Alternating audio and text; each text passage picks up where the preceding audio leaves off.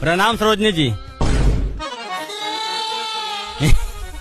बताइए सरोजनी जी, कच्छिया नहीं पहने हैं? अरे कम से कम जंगल तो साफ करवा लेते ताकि रास्ता साफ दिखाई देता।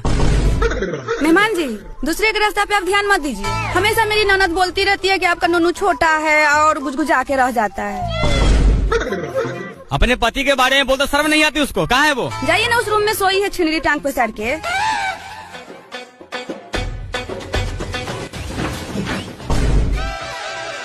छोड़िए ना जी, क्या कर रहे हैं? अरे छोड़िए ना। बाप रे बाप, मार देंगे मेहमान जी ननद जी को। कहाँ है आप लोग? जल्दी आइए, बचाइए।